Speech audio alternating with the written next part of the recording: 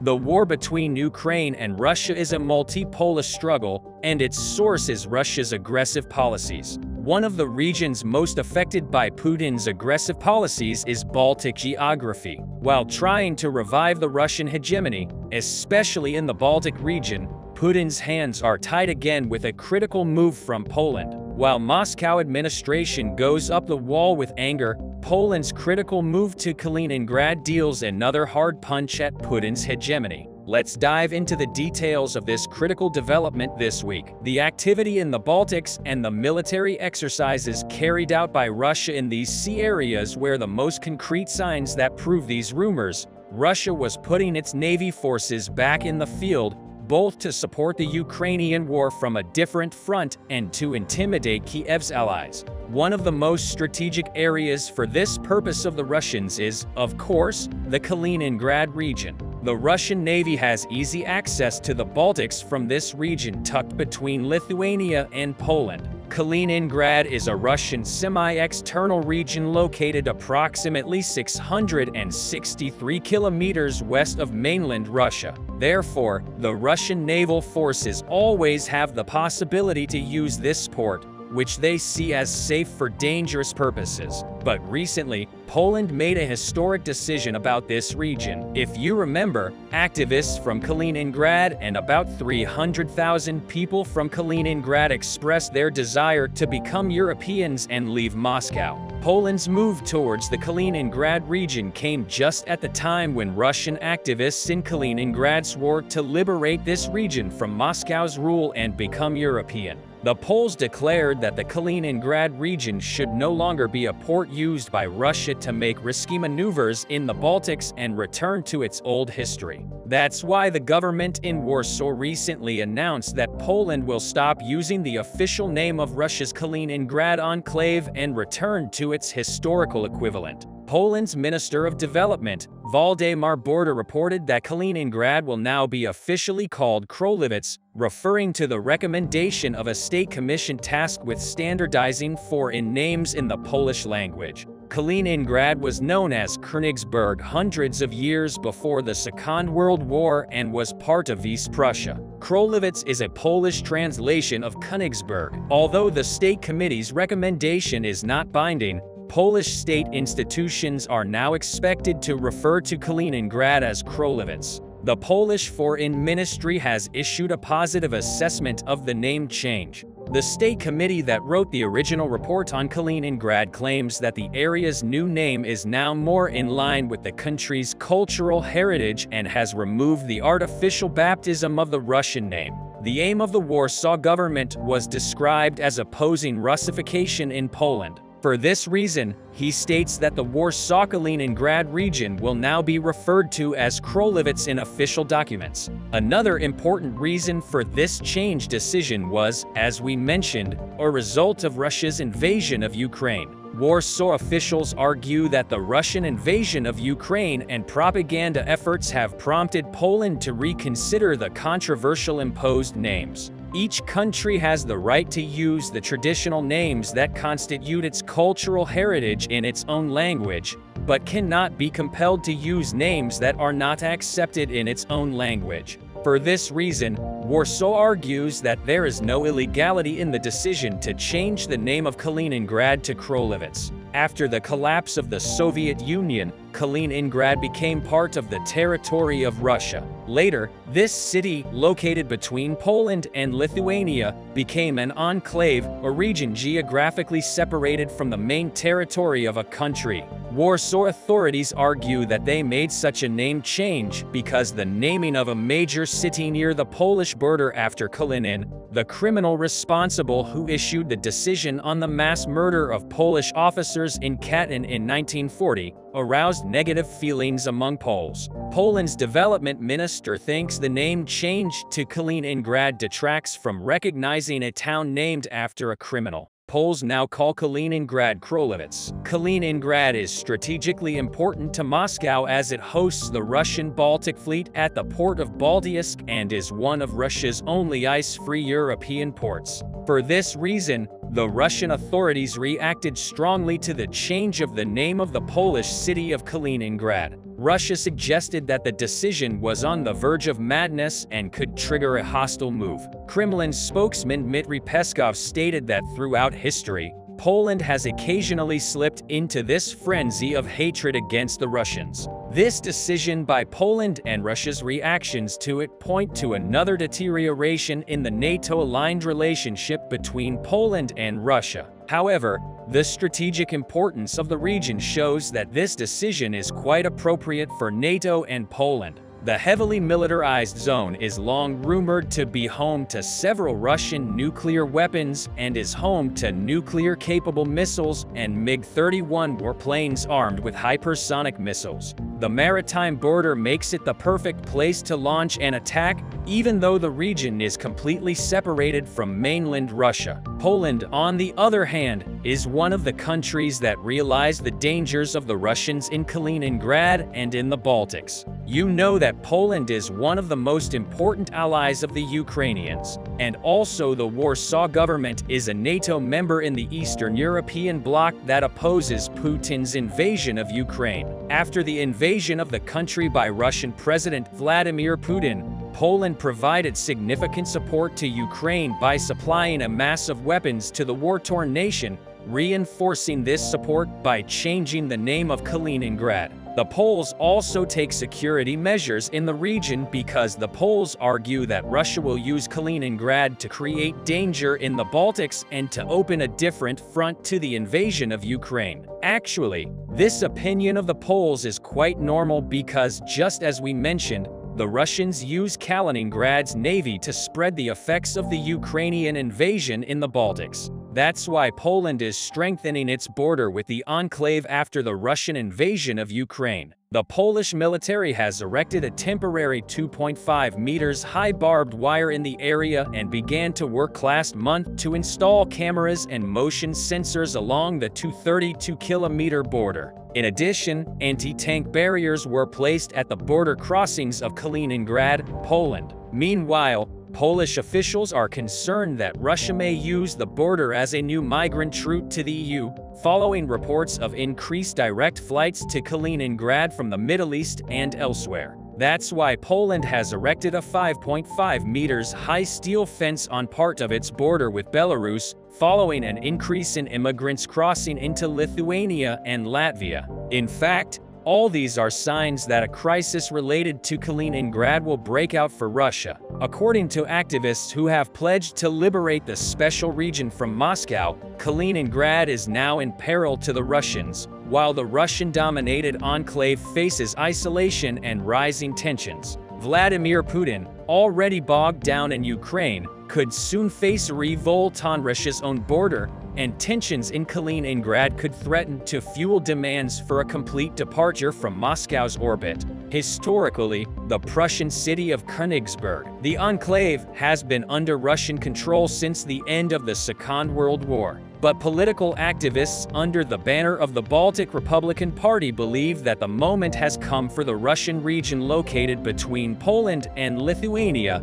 to side with Europe in pursuing Ukraine and rejecting Putin's rule. Rustem Vasilyev, leader of the Baltic Republican Party, reported that the region's separation from Moscow was only a matter of time and that Russia put aside the region's name for the historically German Königsberg. Indeed, there is a crisis inside the Königsberg region right now. The area is isolated from the inside and outside. The Kremlin has direct control over the region. Moscow and local authorities are using this region to threaten Europe, and the Russian authorities are feeding the local population in this region with anti-Western propaganda. However, considering Poland's decision to change the name of Kaliningrad and the security measures taken there, it seems a little difficult for Russia to carry out Ukrainian invasion propaganda in Kaliningrad and continue to threaten Europe from this region. You know that every people who wants freedom eventually rebels and reaches this concept. It is claimed that there is such a policy in Kaliningrad at the moment. Ukraine drew a line on the ground, and that line is Bakhmut,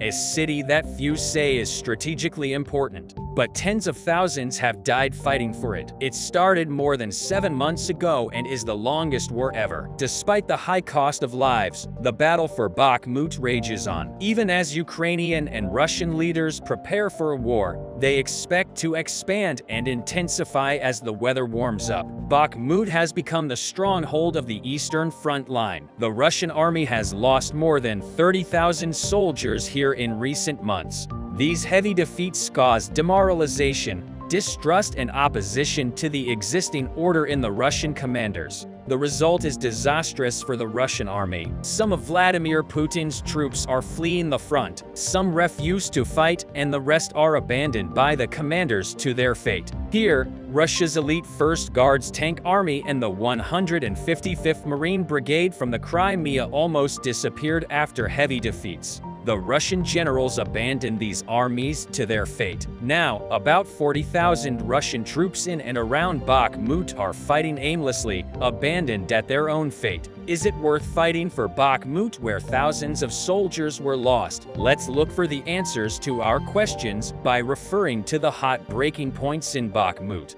Ukrainian President Vladimir Zelensky stated that he and his military leaders plan to maintain their presence in Bakhmut and hold the city as well, despite the ongoing Russian aggression in the city. Ukrainian forces face both regular Russian army forces and prisoners gathered by the Wagner's special military group and filling their trenches in droves. There were tense clashes between the two as a result of these conflicts. Casualties were, of course, inevitable, but neither the Russians nor the Ukrainian armies are releasing official casualty figures for Bakhmut or elsewhere. Although official casualties were not disclosed, the mostly abandoned city turned into a slaughterhouse. The Russian army has lost thousands of men in Bakhmut in recent weeks, but most of these men were private soldiers working for the conventional Wagner group. A British diplomat said that for every kilometer of land captured around the city of Bakhmut,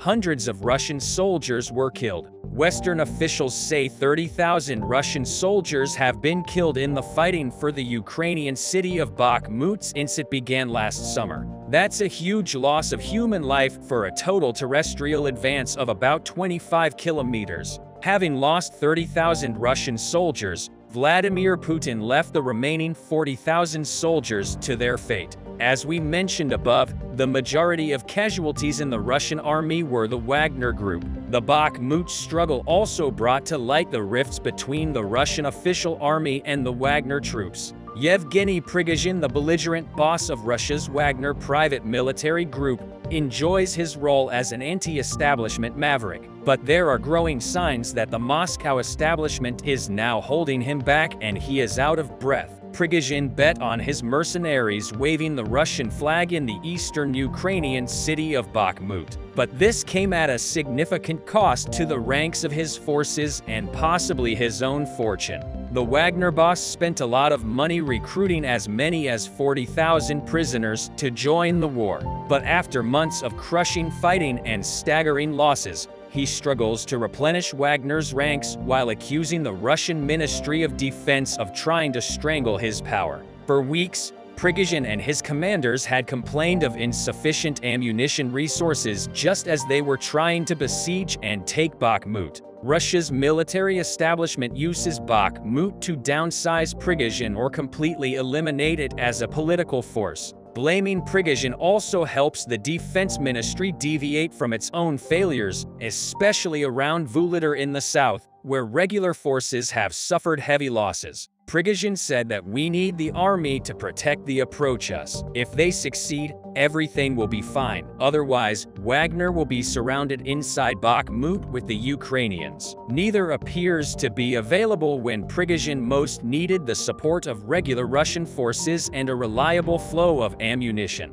Wagner made incremental gains around Bakhmut and now holds the eastern part of the city, but it doesn't seem to be able to build up enough force to drive the Ukrainian forces out of the rest of Bakhmut, and his warriors scatter as they advance beyond the city to the northwest and southwest. Also last year, Prigozhin's bravado and what could be described as a licensed underdog of Russian President Vladimir Putin enabled him to open Russia's prisons and promote Wagner as a vital part of Russia's war machine. At the same time, he doubled down on his scathing critics, system of Shigu, and the generals for incompetence and corruption. He attacked the handling of the autumn mobilization days after Ukrainian forces humiliated the Russian army in Kharkiv. Last September, Prigozhin arrived at a Russian prison to shoot a recruiting video. At times, Prigozhin's criticisms were even sharper. He mocked Shigur's son-in-law for living in Dubai during the new year. There were also signs of collusion with Russian ultranationalists who were equally critical of the campaign's conduct. But Shoigu, who has been defense minister for over a decade, is a shrewd operator. He devised changes to the high command that deprived Prigozhin of his allies and promoted generals whom Prigozhin criticized. Many analysts saw Shoigu behind the sudden announcement in February that Wagner was ending his prison service. Now the Wagner boss looks lonely. On the other hand, officials add that the epic nature of the war was so disproportionate to Bachman's strategic importance. But after more than 6 months of overwhelming, gruesome fighting, Bachman's future remains uncertain. Ukrainian forces are outgunned and outnumbered on a limestone slope to the south. There is an anti-tank group from the 3rd Separate Assault Brigade. Ukrainian troops dug trenches deep into the ground. The wooden supports that support the roof tremble as Russian artillery descends at close range and vols run along the duckboards. Conditions began to change along the 965-kilometer-long Eastern Front. 3 storms, chalky bunker on the hill, feels like a dry land compared to the surrounding area. An early spring has turned the hard winter ground into mud. This may be in favor of the defenders. For the past 2 months, Russian forces have advanced steadily, trying to encircle Bakhmut. The commander of the Ukrainian ground forces, General Alexander Kursky, stated that his forces will continue to resist. Ukraine is determined to resist for Bakhmut. However, as the war progresses and casualties increase, the Russian forces are trying to develop new tactics. For example, Russian forces usually send a group of 5 to the front line while these 5 soldiers are being eaten by the Ukrainian army. The Russian forces are locating the Ukrainian army. Russian forces then go around trying to surround the Ukrainian soldiers from behind. In addition, Russian forces are more effectively using unmanned aerial vehicles armed with grenades. Russian soldiers drop drone bombs on Ukrainian positions. The losses in the Russian army are increasing. Besides the losses, relations with Wagner are at a breaking point. However, Russia has no intention of withdrawing from Bakhmut. In fact, the Russian army, which is trying to hold on in Bakhmut, is trying to develop new tactics. So why do Russia and Ukraine fight so much for a small city? Let's explore this question a little bit. As a regional transport and logistics hub, Bakhmut will be useful to Russian forces, although how much of its infrastructure, however, remains intact. More importantly, it will provide a stepping stone for this progress to Kramatorsk and Sloviansk, 2 of Russia's long-envied major cities in the Donetsk region. Both would be within easy range of the Russian artillery. Moscow needs to control both to complete the liberation of the Donetsk People's Republic. Also, for Russia, Bakhmut would be a morale-boosting wartime victory after a series of defeats last year. The loss of Bakhmut could be demoralizing for Ukraine, even if, as its allies say, it doesn't make much of a strategic difference. As a sign of Bakhmut's importance to Kiev, when Zelensky visited the United States in December, he presented the U.S. Congress with a battle flag signed by the city's defenders. According to Michael Kaufman, a Russian military expert at the US-based think tank holding the city helps maintain support from Western nations and is proving that it makes a difference if the city fell. Ukraine could be relieved by the fact that it held Russian forces for so long and paid such a high price for Bakhmut. This suggests that Russia's attempt to take more and would be similarly costly. In short, as winter turns to spring in 21st century Europe, this is how war is waged for Bakhmut. A 19th century weapon still slays men in black Ukraine.